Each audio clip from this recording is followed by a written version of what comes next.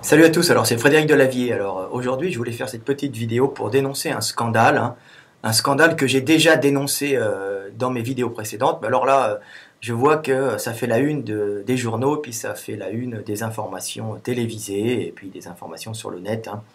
Donc je regardais Le Parisien ce matin et je regardais aussi, euh, j'écoutais BFM, et puis j'entendais qu'il y avait le scandale au Luxembourg, un paradis fiscal pour 340 multinationales, dont de grosses sociétés françaises aussi qui sont dedans, et justement, qui ne rapatrient pas leurs bénéfices, qui les mettent là-bas et qui du coup ne sont pas imposés, ou très peu imposés via des accords secrets entre eux et puis les banques luxembourgeoises et l'État luxembourgeois, des lois qui sont passées exprès pour eux. Donc ces grosses sociétés françaises, elles n'ont de nom que françaises puisqu'elles ne participent pas à l'impôt ou peu, hein, donc seraient très peu imposées et justement ne participent pas à l'impôt français, donc il ne sera pas imposé sur leurs bénéfices en France. Alors il faut savoir que c'est dramatique parce que c'est l'équivalent de ce que j'ai vu, hein, sur les informations. Alors est-ce qu'ils ont raison? Les sources sont tout le temps, les sources doivent tout le temps être vérifiées, mais bon, visiblement, ça serait l'équivalent du budget de l'éducation nationale que l'État ne percevrait pas, hein, donc c'est l'équivalent du budget de l'éducation nationale qui ne pourrait pas revenir euh, dans la caisse des impôts. Alors il faut savoir que c'est énorme parce que l'éducation nationale c'est le plus gros budget avec le remboursement de la dette en France, hein. Donc imaginez que si tous les ans nous pouvions rembourser notre dette ou nous financions notre éducation nationale, la France se porterait beaucoup mieux. Bien sûr, le problème est plus profond, mais imaginez quand même que c'est une honte, c'est un scandale. Alors, on ne va pas jeter la pierre aux entreprises parce que, voyant la gabegie qu'il y a à l'État français, on comprend un peu qu'ils ne veulent pas payer d'impôts. Et puis d'un autre côté, le problème est beaucoup plus grave que ça, parce que le problème français, comme j'ai dit, c'est un problème de caste. Donc c'est un problème où il y a la mentalité générale fait que les gens ne travaillent pas, parce qu'ils ne travaillent pas, parce qu'ils ils ne sont pas productifs, parce qu'ils savent par exemple qu'au sein d'une société, hein, au sein d'une entreprise plutôt, quand ils sont embauchés, ils savent qu'ils ne monteront pas, hein, ils rentrent à un poste, ils restent en général au même poste, ce sont les fils d'eux qui montent. Ce n'est la France, contrairement à l'Allemagne, hein, ce n'est pas une méritocratie, hein. Ce n'est ni un pays de copinage, ni un pays de famille, c'est un pays de caste, hein, où ce sont les réseaux qu'on acquiert très jeunes dans les grandes écoles, dans les choses comme ça, qui nous permettent après de faire notre carrière, d'avoir les postes. Et en général, on rentre dans les grandes écoles quand on appartient à la caste, hein, qui nous permet d'y rentrer. Alors des mecs me diront, oui, mais dans les grandes écoles, moi j'y suis rentré, je ne faisais pas partie de la caste. Oui, mais tu auras un peu du réseau, mais en général, ce sont les gars d'un certain niveau social qui rentrent dans ces grandes écoles et après, qui se cooptent entre eux et qui ont les postes à la sortie. Donc ce sont des grandes écoles, c'est assez difficile, les examens, c'est déconnecté de la réalité du terrain la plupart du temps, mais ça permet de sélectionner les élites entre elles, hein. Donc ça permet de sélectionner au sein des castes dirigeantes ceux qui ont les postes. Mais c'est juste pour sélectionner les élites entre elles. Ça ne les sélectionne pas du tout sur leur qualité du terrain, hein. C'est pour les sélectionner quand ils sont jeunes, c'est-à-dire être bon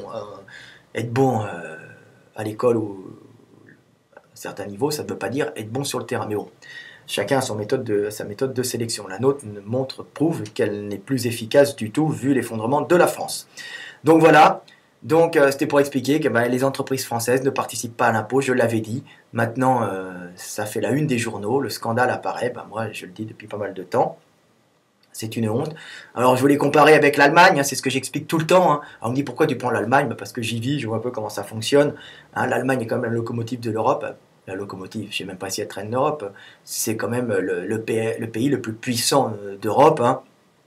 Et puissant pour elle, pas pour nous, hein. Nous on a que les miettes, hein. Nous on s'effondre.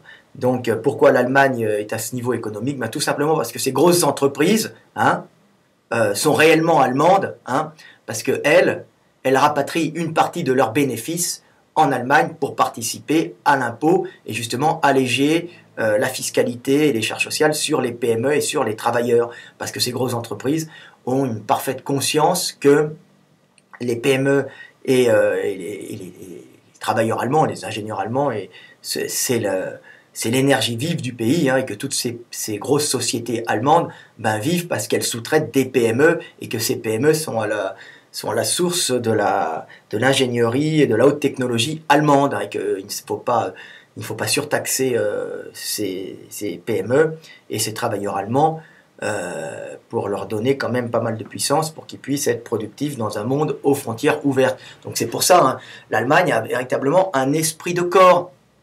Hein. Elle sait très bien qu'elle doit justement son niveau économique mondial actuel à son unité, hein, et à sa puissance. Hein, sa puissance qu'elle entretient aussi dans ses PME, dans ses travailleurs, en évitant de les surtaxer. Donc voilà, donc c'est pour ça que les grosses entreprises allemandes, hein, pour leur bien aussi, participent à l'impôt pour faire vivre un État allemand qui est quand même beaucoup moins goinfre, beaucoup plus économique, qui ne fait pas de dépenses inutiles comme en France. Hein. La France, c'est la gabegie. Je passais encore hier devant, je crois, le ministère... où il y a le Premier ministre. Donc il y avait encore cocktails, ambassadeurs et tout. Donc les services hospitaliers, comme je dis, quand on va aux urgences, on a une chance sur deux de plus trouver de service de chirurgie, hein, et pas trouver de médecin. Et par contre, dans les ministères et à l'Élysée, c'est encore rempli de petits fours et de champagne. Donc il y a un petit problème, on se gave, on continue à vivre en train alors que le pays s'effondre. Donc voilà, c'est un drame, hein, cette histoire du Luxembourg est un véritable drame. Hein. Je compare tout le temps à l'Allemagne. Hein. Alors les entreprises allemandes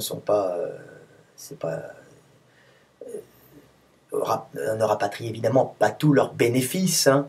En Allemagne, hein, bien sûr qu'une partie va rester dans des paradis fiscaux, cachés, abrités un peu, c'est normal.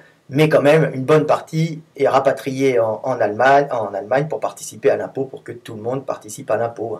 En Allemagne, c'est avant tout un esprit de corps, le sentiment d'appartenir à un seul peuple, hein, ce qu'on a perdu en France. Hein. Ce qui est un peu logique pour l'Allemagne, c'est-à-dire qu'on ne peut pas en vouloir non plus à la France. La France, comme j'explique, était un grand État centralisé, le plus grand vieil État centralisé d'Europe, hein, avec un système de caste, hein, mais qui marchait très bien quand il n'y avait pas l'ouverture des frontières, ça stabilisait le système de caste. Maintenant, avec l'ouverture des frontières, ce système de caste est obsolète. Hein. Il n'y a plus de méritocratie, il n'y a pas de méritocratie réelle en France, alors que l'Allemagne, hein, la France c'est un pays, hein, avant tout, c'est une terre, alors que l'Allemagne c'est un peuple, donc il y a ce sentiment de peuple qui fait que quand les Allemands partent à l'étranger, ils rapatrient une partie de leurs bénéfices pour faire vivre leur peuple. Hein. C'est le sentiment d'appartenir à un peuple, c'est très social. Hein.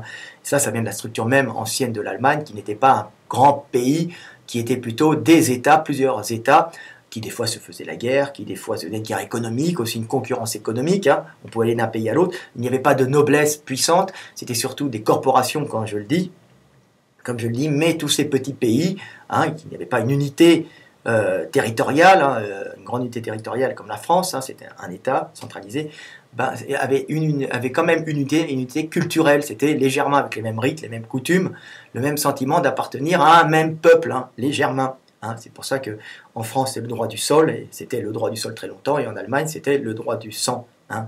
On était allemand par la mère, en France on est français par la naissance. Donc quand la France était fermée, ça allait. Maintenant qu'elle est ouverte, ça ne marche plus. Hein. Alors que les Allemands, même ouverts au libéralisme, ont encore ce sentiment d'appartenir à un même sang, hein, culturellement inscrit chez eux. Donc voilà, pour ne pas dire génétiquement. En général, c'est plutôt culturellement. Hein. Donc voilà un peu le problème français. On meurt de ça. Hein. Comme l'État ne prend ses impôts que sur l'État ne taxe que les PME françaises, parce que les grosses sociétés ne rapatrient pas leurs bénéfices. Hein. Ce sont que les PME, comme je dis, on va la faire simple, que les PME et les travailleurs qui sont imposés.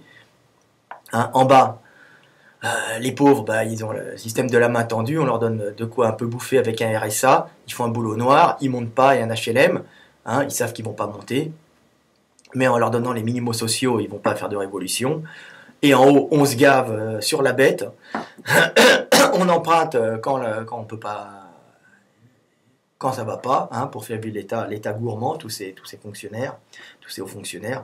Et puis ce sont les PME et les travailleurs qui sont pressurisés et qui ne peuvent plus produire en fin de compte. Hein. Donc comme j'ai expliqué dans mes autres vidéos.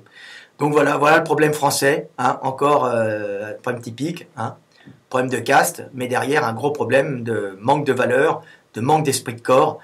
et de non-partage des impôts, c'est-à-dire que ce ne sont que les PME et les travailleurs qui payent, et les grosses sociétés françaises, comme on vient de le voir au Luxembourg, pour l'équivalent du budget de l'éducation nationale, hein, qui devrait être rapatrié hein, en tant qu'impôt sur les bénéfices, hein, ben, ne rentre pas dans les caisses de l'État, ce qui fait que notre pays s'effondre. Voilà, c'était Fred Delavier, à bientôt.